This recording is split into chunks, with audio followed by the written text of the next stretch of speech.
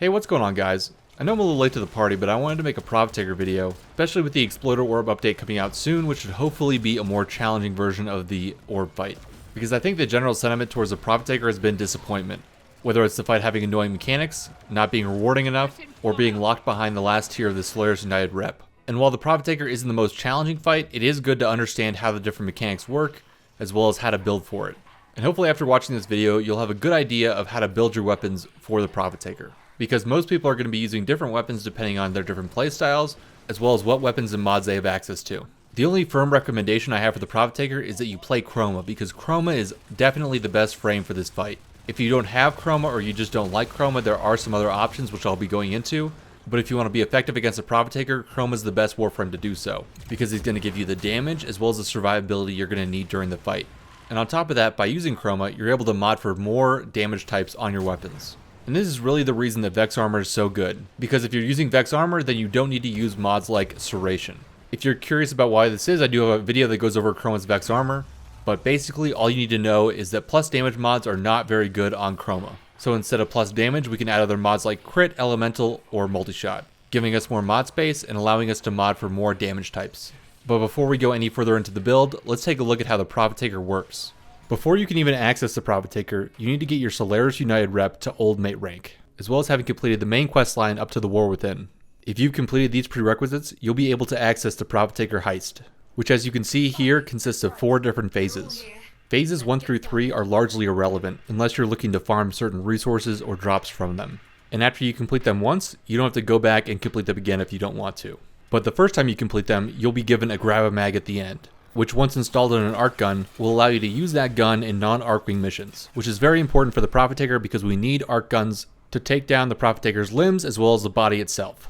My 2 top recommendations to install Gravimags on are the Imperator Vandal and the Corvus. Yeah, you heard that right, it's the Imperator, which I think a lot of people just call it the Imperator Vandal, and I certainly did, until I made my last video and someone pointed out that it's actually pronounced Imperator. Imperator. Which back in ancient Rome was part of the Emperor's title, from the root imperare, which meant to order or to command, and was a title later used by European kings to signify their right to rule, which is an appropriate title for the weapon that's the best against the orbs. And while it's my first choice, you can also use other weapons like the Corvus, or basically whatever you like best if you're using Chroma, because Chroma's damage buff is going to make all of these weapons do a good amount of damage against the orb. If you're not using Chroma, I would stick to either the Imperator or the Corvus. But once you have an Archgun in your loadout, you'll be able to queue up for the Prov Taker fight. This cutscene is going to play every single time you queue up for the fight, so just make sure you click through it as fast as possible. Once you're inside Orb Vallis, it's going to show you where the Prov Taker's at. At this point, we're going to get on our arcade drive and ride to the Prov Taker. That way, when we get there, our team will have already finished the fight, and we'll be able to simply pick up our rewards and leave. But seriously, as soon as you zone in, you should be getting on your Archwing.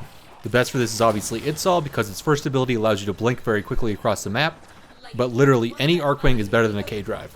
Once you get to the Prov Taker, it's going to have 2 basic phases. The first phase is the shield phase. While the Prov Taker has its shield up, you're only going to be able to deal 1 damage type at a time to it, which will be shown on the front of the orb.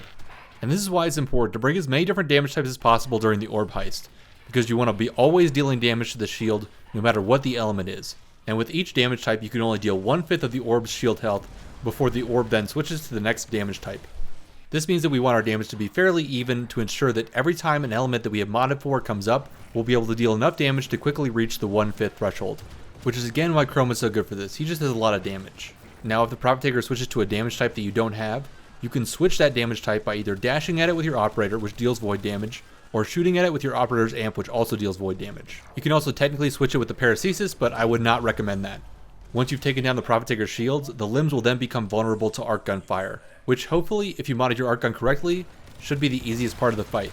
Although this is assuming that you can actually pull out your Archgun, because a bad connection to the host can actually prevent you from pulling out your Archgun correctly, or even putting it away, which hopefully should be fixed soon when DE fixes gun switching to be client-side instead of host-based. But for the moment, we just kind of have to deal with it in parties. Once you've taken out the limbs, the core body will then become vulnerable, and is just as easy to take out as the limbs are. The orb's health is gated just like the shields, so you're only able to deal 25% damage to the orb every single time it goes down. Once you've reached the 25% threshold, it'll then shoot out pylons which you have to kill before then being able to damage the shield again. To kill the pylons, I typically just use my secondary weapon, but you can also use an operator amp to do this, and if you are going to do that, I'd recommend using the Phahd Scaffold, if that's how you pronounce it. It takes out the pylons very easily, and it's definitely worth using if you're going to go that route. Because as you can see here, the scaffold just one-shots the pylon. And those are the main mechanics in the Prophet Taker fight. Overall, it's very simple. The Prophet Taker herself does have a variety of different attacks, but largely you're just going to be tanking these and focusing on taking down the shields as fast as possible, because the faster you go, the less of these mechanics you're actually going to have to deal with.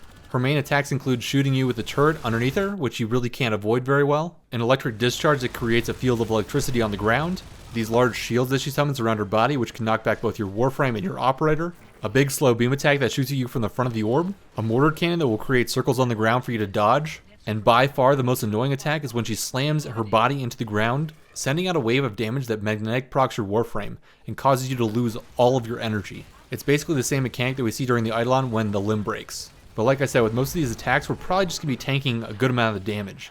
Although you can certainly dodge a lot of these if you're paying attention. In my experience, it's more important to focus on dealing damage to the orb than it is to like dodge the mechanics. Because the faster you're doing the orb, the less mechanics you actually have to deal with, which then makes it easier to survive. But I did want to quickly cover the different attacks.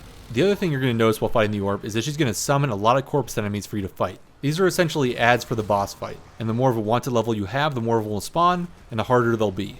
Basically, in my experience, you want to kill them as they're spawning or during down periods, like when the orb is shooting out its pylons. Because the more of these guys that spawn, the more they're going to like knock you down or damage you, and the harder the fight's going to be overall. The other reason you want to pay attention to the additional enemies is that this enemy here, the Toroids, is the only way to reset your Archgun's cooldown. So if you aren't aware, your Archgun's cooldown is based on the total amount of ammo you've used. The more ammo you use, the longer the cooldown is going to be, up to 5 minutes. And these enemies, the Toroids, are the only enemy in the game that actually drops heavy ammo. So basically by picking up these yellow ammo bricks, you're going to be replenishing the ammo in your Archgun, which will then reset the cooldown. And when the cooldown is reset, you'll see this little text at the bottom of your screen saying like Archgun cooldown reset. So when the additional enemies are spawning, you want to pay special attention to these guys because they're the only ones that are going to be able to replenish your Archgun ammo. Because oftentimes you're going to burn through the Prophet Taker's shield before your Archgun resets, making killing them and picking up the ammo they drop very valuable. Alright, that was kind of a long explanation, but I just want to cover the different elements of the fight before talking about the Warframe and weapon builds. Because there's a good chance you're going to be using different weapons than the ones that I'm using. You want to get as many damage types as possible on your weapons, that way you won't have to wait to change the damage type on the Prophet Taker before being able to damage it again. So let's take a look at my first weapon here. You can see that I'm using the Rubico Prime, which is a pretty good weapon in itself, but I also have a Riven that gives me critical chance and multi-shot. And one of the big reasons I'm using it here as my primary slot is because I have a Riven for it. Although having a Riven certainly isn't required, it's going to make it a lot easier to take down the shields quickly. And I basically designed my loadout around Rivens that I have for my weapons. So you can see the damage types I have on the left here. Right now I'm covering impact, cold, and radiation with my Rubico. It does have some puncture and slash on it, but those two are going to take multiple shots, whereas the impact, cold, and radiation damage will just take one shot from my Rubico to take down the shield. And with this loadout I'm covering puncture and slash elsewhere. So currently this covers 3 damage types for me. And you can see here that I'm also using the Prime Cry Rounds mod. If you have access to Prime mods, I would suggest using them on whatever weapon they correspond to. So my primary here, I'm using Prime Cryo. If I was using a shotgun, I could use Prime Charge Shells. And as you'll see in a moment, on my secondary, I use Prime Heated Charge. The reason for using these mods is to gain a large chunk of a single damage type without investing 2 mod slots. Again, like Rivens, this isn't strictly necessary for a Prophet Taker build, but it will make your build better. I just want to make sure that I'm not discouraging people from building their weapons certain ways, just because I'm using Prime mods and Rivens in mine. So let's move on to my secondary. Here I'm using the Prisma Twin Gremlins. Again, I'm using this weapon because I have a Riven for it that increases my damage. And like the Rubico, I built this weapon for crit, multi-shot, and then the elemental damages. Again, because I'm playing Chroma here, I don't need to use Hornet Strike for the extra damage because Chroma's buff covers that. If you're not playing Chroma, then definitely use the plus damage mods like Hornet Strike or Serration. But back to the Twin Gremlins. Here I have it modded for corrosive as well as heat. Again, I'm modding for heat here because I have Primed Heated Charge, which gives me a large amount of heat damage. As for the corrosive, I'm actually being a little less efficient by using a mod like Jolt compared to Convulsion, which would give me more electricity damage. Having status doesn't matter because statuses can't actually affect the Prophet Taker. But in this case, I would have to reformat to use the mods that I want to, and I'm just not going to do that. I get enough damage as it is. And then last, but certainly not least, I have my melee weapon. And for my melee weapon, I'm using a Zaw with Exodia Contagion. Exodia Contagion is the best way to cover multiple different damage types. With this weapon, I cover impact, toxin, puncture, slash, magnetic, and blast. And I know on the left here it does say viral. That viral damage comes from my Plague Crit Bat Strike, which unfortunately is not carried over to the Exodia Contagion. And although Blast isn't actually listed on the left side here, the Contagion has its own blast damage which is not listed. I'll be talking about this more in a minute when we look at a Profit Taker run, but basically you just want crit in addition to as many different damage types as possible, which is why I'm able to cover 6 damage types with one weapon. Now I know a lot of people might not have an Exodia Contagion or Zod to put it on, and in that case I'd recommend either a throw melee like the Falcor or a slide attack melee like the Atarax. I like the slide attack melee because it allows you to clean up a lot of the additional enemies very easily and you don't have to target them down, which if you're trying to go through the fight fairly quickly can be a pain. But again, with the melee as well as your other weapons, you can really use whatever you want. I'm just trying to show off some options as well as explain why I think they're useful. As for the focus school here, I'd recommend one of 3. Madarai, Naramon, or Vazarin. Personally, I prefer Naramon because it allows me to replenish my dash energy with Surging Dash very easily, which means that I can dash more with my operator than I would be able to normally. Vazarin's Protective Dash is very good for healing your Warframe, so like if you're in trouble, you just dash into your Warframe with your operator, and it'll make it immune as well as heal it over time. And finally, with Madarai, with Phoenix Spirit and Phoenix Talons, you'll get 25% physical as well as elemental damage, helping you take down the Profit Taker faster. Now let's take a look at the Warframe build. Here I have a Chroma build with good duration and decent power strength. You don't need to max out your power strength for the Profit Taker because you're going to be dealing plenty of damage. It's really not that hard to get enough damage to kill the Profit Taker. As for my survivability here, I'm running Adaptation with Vitality, and you can also see that I have Arcane Grace as well as Arcane Guardian. I'll talk about the Arcanes in a second. I prefer these, but there are a variety of Arcanes that work for this fight, and these aren't going to be necessarily the best. As for your aura, Speed Holster is going to be the one you want to pick up because it's going to allow you to switch weapons faster, and during the Profit Taker, you're going to be switching weapons a lot as the shield changes elements, and this makes your life so much better. Trust me, if you're switching weapons faster, it's going to be far less annoying to switch damage types. And talking about annoyances, you can see that I'm running Prime Sure-Footed here. Prime Sure-Footed is not necessary for this. If you don't have this mod, which I think the majority of players will not have Prime Sure-Footed, you can use Handspring in this slot and it'll have basically the same effect. The only real difference between Prime Sure-Footed and Handspring is that Handspring will play an animation where your character gets knocked down, and with Prime Sure-Footed, you flinch. They both lock you in an animation for about the same amount of time, but with Sure-Footed, your camera angle doesn't change, which is why I'm running it here. I just want to emphasize these two do basically the exact same thing. And if you don't have Prime Sure-Footed and you just have regular Sure-Footed, just use Handspring. Regular Sure-Footed is not very good. As for the Arcanes, there are a few different options. Here I'm just running Grace and Guardian for survivability. But you can also run Arcanes like Arcane Nullifiers, which will stop you from losing your energy. And if you're going to be running the Nullifiers, I suggest running something like Hunter Adrenaline with your build, which will give you back energy as you're hit. If you're not using Hunter Adrenaline, then you're probably going to have to use pads. And even with Hunter Adrenaline, you're probably going to have to use energy pads anyways. Now, if you want to use damage Arcanes instead of survivability Arcanes, you can use Arcane Velocity, Arcane Avenger, and Arcane Acceleration. All 3 of these are good for damage and I'd recommend them, but honestly you can use whatever Arcanes you like the best.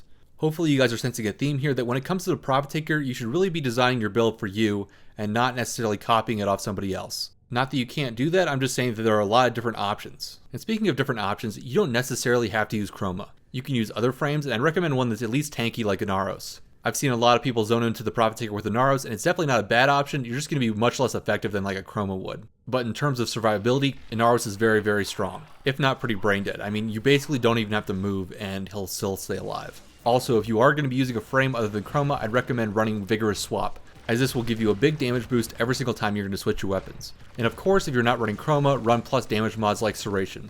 As for your companion, I'd recommend running either the Adarza or the Smita Kvat, with the 2 tech mods, as well as either Cat's Eye or Charm respectively. Cat's Eye is going to give you the chance for the 60% flat critical chance, and Charm has a couple useful buffs for the Profit Taker that I'll list here. I would say that these 2 are the best companion options, but they're not necessary. You could run like a Sentinel or a Kubro if you wanted to. And then finally, let's take a look at what I'm using for my operator. So you can see here that I'm running Magus Husk with Magus Replenish. I will say here that I have all the focus schools fully unlocked, so you might not have that, but it's basically the same build regardless. I run Magus Husk to increase my operator's effective health, which is a little bit better than Magus Vigor if you're running that. Either are fine really. And then I have Magus Repair here to heal my Warframe. You really want some form of heal on your Warframe, and I've chosen Magus Repair combined with Arcane Grace, but like I said, you could also use Vazarin's Protective Dash, or Magus Elevate, which is an Arcane from Cetus. You just want to have some form of reliable heal for your Warframe. It's going to make the fight so much more enjoyable, trust me. As for my amp, I'm running a 544, and I'm running this specific amp for the Profit Taker just for the Phahd Scaffold, because it'll one-shot the pillars.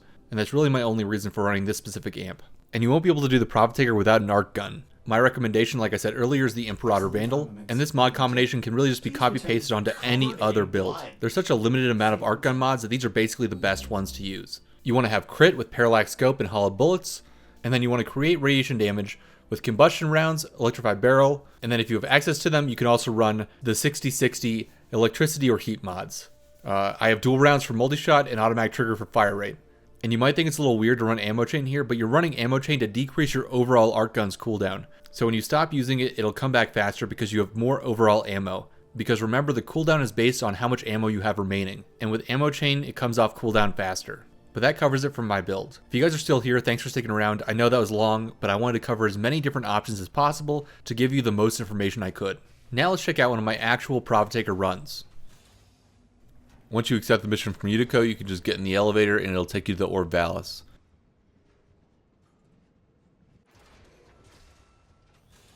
Here you can see I get in my Archwing, and then I fly forward because that's going to be where the Profiteer spawns. There are a couple different spawn points, but it's all in this general direction. So once I know where she is, I just blink there and then I can start damaging the shields. Like I said, you don't necessarily have to have Itzal, but it's the best for getting around quickly. You can see that as soon as I land, I quickly activate my Vex armor and I start throwing out Exodia Contagions. And because my Zaw is modded for magnetic damage, I take out the element very quickly. If you don't know how I'm activating Exodia Contagion here, I'm basically just double jumping and quick attacking in the air. It's important that you stand at least 30 meters back from the Profiteer because that way the Exodia Contagion's damage bonus is going to activate.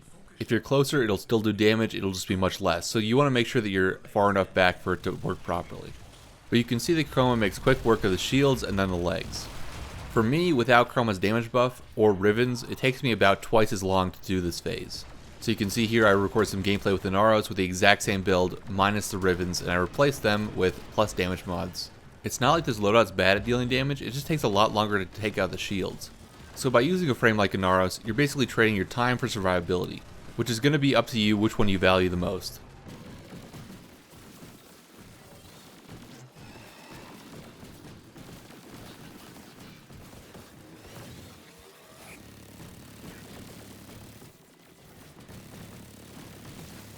Once you've taken down the first shield, you then kill the legs and then the body. This should be pretty quick, assuming that you modded your Archgun for radiation as well as crit. Once you've taken the body out for the first time, the Profiteer is going to shoot out 4 of these pylons, which you need to destroy first before being able to damage her again. And you might notice here that I didn't put away my Archgun. That's because I'm going to use it again here shortly.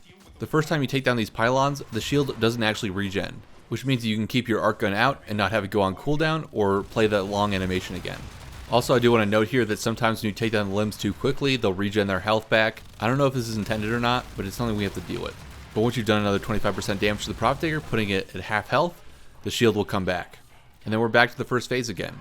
You can see I'm throwing out Exodia Contagions, which have their initial hit as well as damage over time that deals blast damage. Because I'm able to cover 6 of the damage types with Exodia Contagion, oftentimes I'm just spamming jump and melee attack to throw out as many as I can as quickly as I can.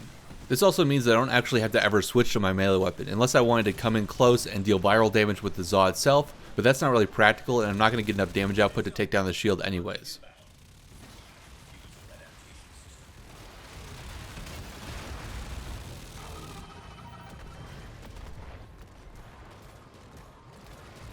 This is why I like Naramon for my focus school. I can dash around a lot without having to use energy pads, and especially on the second cycle where she shoots out 6 pillars, I find the extra energy from Naramon very useful, but again you can use whatever focus school you think is best.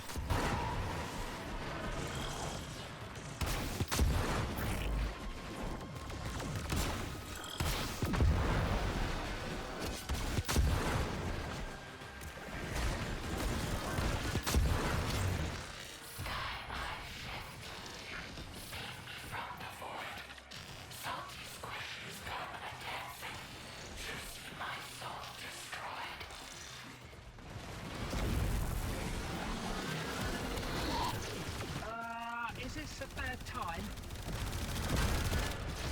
See? What is it? Here you can see I try to pull up my Archgun, but it's on cooldown. This is why it's important to pay attention to where the Terra anchors are, because I'm wasting a lot of time here running around doing absolutely nothing. I'm just spamming my Archgun button over and over again in hopes that when it comes off cooldown, I'll be able to call it down. If I wasn't using ammo chain here, the cooldown will be even longer, which is why I like using ammo chain for the orb.